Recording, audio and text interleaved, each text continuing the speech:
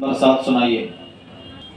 بسم اللہ الرحمن الرحیم۔ لین کا یہ قاعدہ ہے کہ لین کے 2 حروف ہیں، واو ساکن یا ساکن۔ جب ان کے ساتھ زبر والا حرف ملے تو لین بن جائے گا، جلد اور نرمی سے پڑھا جائے گا، جیسے تا واو زبر تو، تو تا یا زبر تی، تی تو تی، فا واو زبر فو، فو تا یا زبر تی، تی فو تی۔ اس کو لین کہتے ہیں۔ مد لین عارضی وقفی کا قاعدہ۔ مد لین عارضی وقفی کا یہ قاعدہ ہے کہ جس کلمے میں لین کے بعد والا حرف وقف کی وجہ سے ساکن کر لیا گیا ہو تو وہاں پر مد ہوگا اور 3 الف کے برابر کھینچ کر پڑھا جائے گا، جیسے من خوف والصیف۔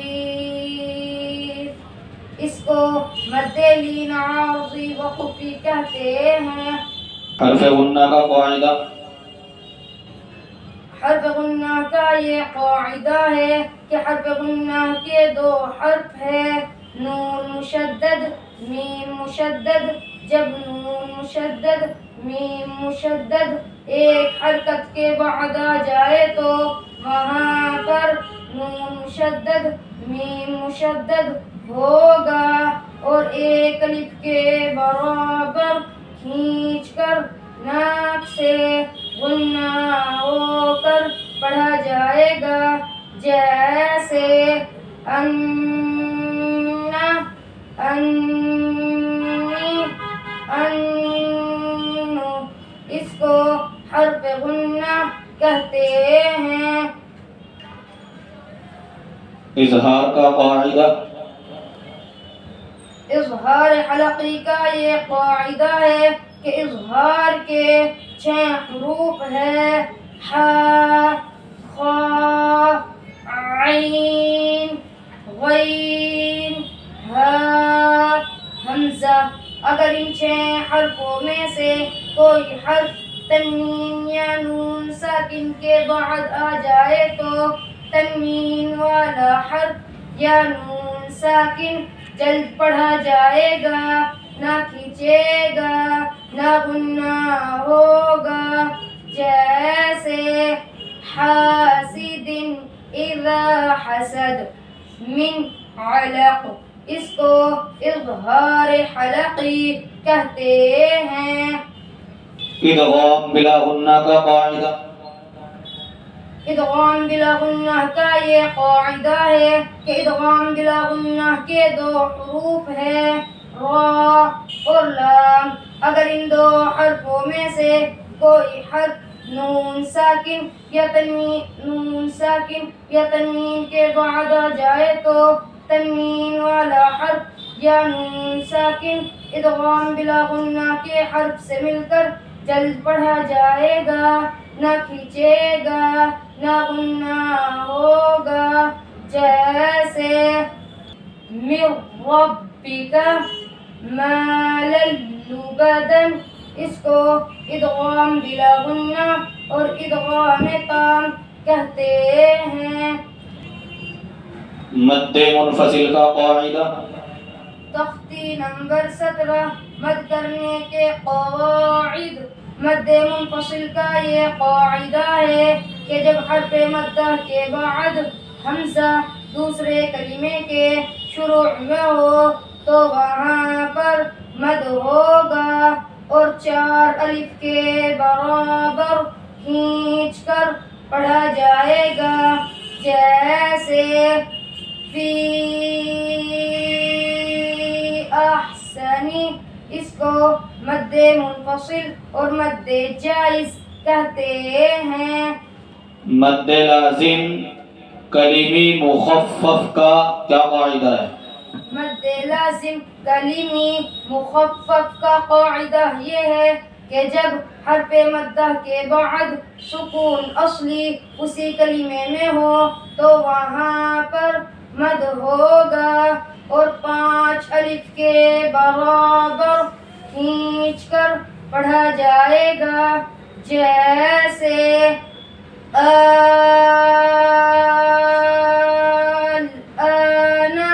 اس کو مد لازم کلیمی مخفف کہتے ہیں۔ اظہار شفوی کا قاعدہ؟ اظہار شفوی کا یہ قاعدہ ہے کہ جب میم ساکن کے بعد دوسری میم اور با کے علاوہ باقی حرفوں میں سے کوئی حرف آ جائے تو وہاں پر میم ساکن کا اظہار ہوگا، یعنی جلد پڑھا جائے گا، نہ کھینچے گا، نہ غنہ ہوگا، جیسے ہم فیہا لکم دینکم ولی دین۔ اس کو اظہار شفوی کہتے ہیں۔ دانتوں کی تشریح؟ دانتوں کی تشریح بعض مخارج کا تعلق دانتوں سے ہے، اس لیے یہاں دانتوں کو بیان کیا جاتا ہے تاکہ مخارج کے سمجھنے میں آسانی ہو۔ انسان کے منہ میں کل 32 دانت ہوتے ہیں، 16 اوپر 16 نیچے۔ سامنے کے 4 چوڑے دانتوں کو ثنایا کہتے ہیں، اوپر کے 2 دانتوں کو ثنایا علیا اور نیچے کے 2 دانتوں کو ثنایا سفلا کہتے ہیں۔ پھر ثنایا کے برابر میں 4 دانت اور ہے، دائیں بائیں اوپر نیچے ایک ایک، ان کو رباعیات کہتے ہیں۔ پھر ان رباعیات سے ملے ہوئے 4 دانت اور ہے، دائیں بائیں اوپر نیچے ایک ایک، ان کو انیاب کہتے ہیں۔ بس وہ سنائیے۔ حا اور عین کا مخرج؟ حا عین کا مخرج وسط حلق، یعنی حلق کا بیچ۔ اور فا کا مخرج؟ فا کا مخرج ثنایا علیا کا کنارہ اور نیچے کے ہونٹ کا تری والا حصہ۔ میم کا مخرج؟ میم کا مخرج دونوں ہونٹوں کی خشکی کا حصہ۔ قاعدہ کھولو۔ تختی نمبر 17 کے بیان میں سوء، اس کا اجرا کریے۔ سوء، سین واو مد پیش، سو، حمزہ زبر ا، سوء۔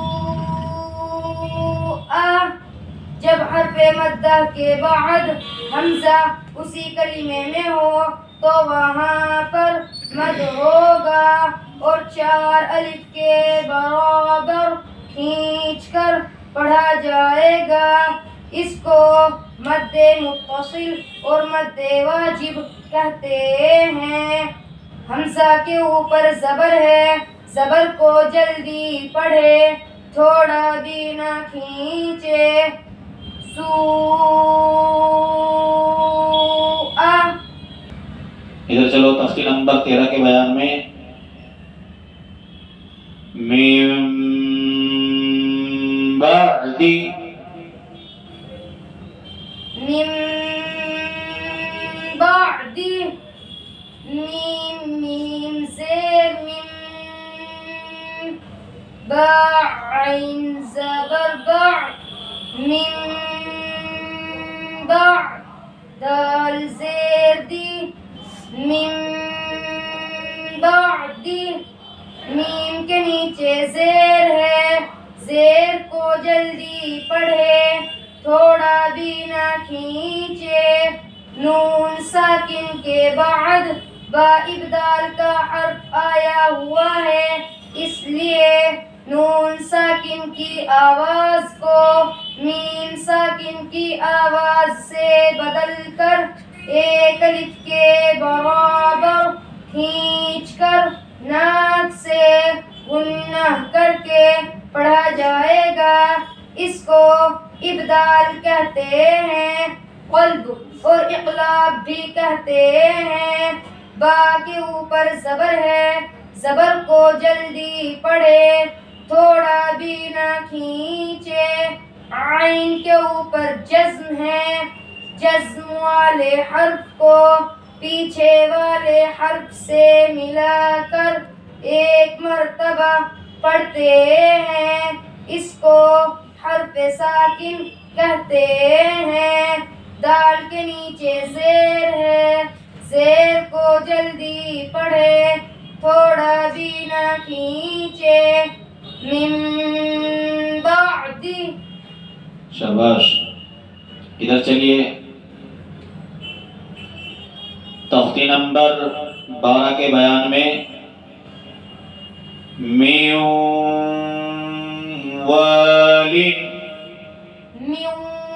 میوالن میم نون واو زیر میو، واو الف زبر وا، میو وا، لام دو زیر لن، میوالن. میم کے نیچے زیر ہے، زیر کو جلدی پڑھے، تھوڑا بھی نہ کھینچے. نون ساکن کے بعد ادغام با غنہ کے 4 حرفوں میں سے واو آیا ہوا ہے، اس لیے نون ساکن ادغام با غنہ کے حرف سے مل کر ایک الف کے برابر کھینچ کر ناک سے غنہ ہو کر پڑھا جائے گا. اس کو ادغام با غنہ اور ادغام ناقص کہتے ہیں. الف سے پہلے زبر ہے، اس لیے الف مدہ ہوگا. الف مدہ کو ایک الف کے برابر کھینچ کر پڑھا جائے گا. اس کو حروف مدہ کہتے ہیں. لام کے نیچے 2 زیر کی تنوین ہے. تنوین یا نون ساکن کی آواز یکساں ہوتی ہے، اس کو تنوین کہتے ہیں. میوالن. ادھر چلو پرلے ورق میں سرون سرون سین را زیر سر، را دو زبر ون، سرون. سین کے نیچے زیر ہے، زیر کو جلدی پڑھے، تھوڑا بھی نہ کھینچے. غائے مشددہ کے اوپر 2 زبر کی تنوین ہے، اس لیے غائے مشددہ پر ہوگی. سرون. شاباش. تختی نمبر 9 کے بیان میں شرابن شرابن شین زبر شا، را الف زبر را، شرا، با 2 زبر بن، شرابن. آگے آیت شرابا. شین کے اوپر زبر ہے، زبر کو جلدی پڑھے، تھوڑا بھی نہ کھینچے. الف سے پہلے زبر ہے، اس لیے الف مدہ ہوگا. الف مدہ کو ایک الف کے برابر کھینچ کر پڑھیں گے. اس کو حروف مدہ کہتے ہیں. جس کلمے کے آخر میں دو زبر والی تنوین پر وقف ہو تو تنوین کو الف سے بدل کر ایک الف کے برابر کھینچ کر حرف مدہ کی طرح پڑھیں گے. اس کو مد عوض کہتے ہیں. شرابا